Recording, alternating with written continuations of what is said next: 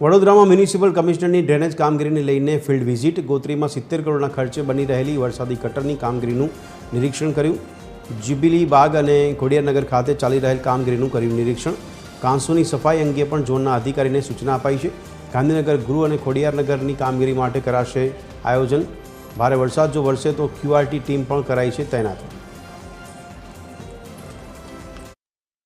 ઘણી તકલીફ છે સાહેબ, 4-5 મહિનાથી ચાલે છે આવું અને કોઈ જાતનું ધ્યાન નથી.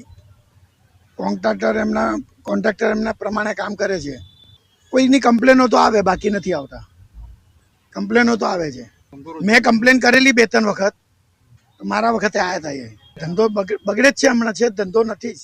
જે રોડ છે જીમર્સ મેડિકલ કોલેજ માટે જે અવરજવરનો ઇશ્યુઝ હતો, મેડિકલ કોલેજના ડીન સુપ્રિન્ટેન્ડન્ટ સાથે પણ વાત કરી. એમની એમ્બ્યુલન્સની મૂવમેન્ટ માટે તકલીફ પડતી હતી. આ કામ લગભગ 750 મીટરનું કામ પૂરું થવા માંડ્યા છે. વિધિન વીક આ બધું રસ્તા અમે ખોલી દઈશું. બાકી જે 300 મીટર બ્રિજની બીજી બાજુ છે એ અમે ઓગસ્ટ મહિના પછી જ કરવાના છે. પણ તાત્કાલિક ધોરણે આ કામ બધા પૂરું કરવા માટે જ અમને સૂચના આપવા માટે ફિલ્ડમાં આવી છે. અને પછી ગાંધીનગર નગરગૃહની બાજુમાં જે મેઇન જગ્યા છે ત્યાં પણ અમે ફિલ્ડ વિઝિટમાં જવાના છે. ટૂંકમાં જે પ્રી મોન્સૂન એક્ટિવિટીના સાથે સાથે મેજર પ્રોજેક્ટ વર્ક છે એ બધાને વહેલા તકે પૂરું કરવા માટે જ ટીમને સૂચના આપી છે. અને ફિલ્ડ લેવલમાં પ્રી મોન્સૂન એક્ટિવિટી સાથે સાથે જે જગ્યામાં પાણી ભરાવતું હોય વોર્ડ લેવલમાં, ઝોન લેવલમાં, એની રિવ્યૂ ઝોનલ લેવલમાં પણ થાય છે. હવે અત્યારે પદાધિકારીઓ પણ ફિલ્ડમાં જઈને એમને જોડીને રિવ્યૂ કરી રહ્યા છે.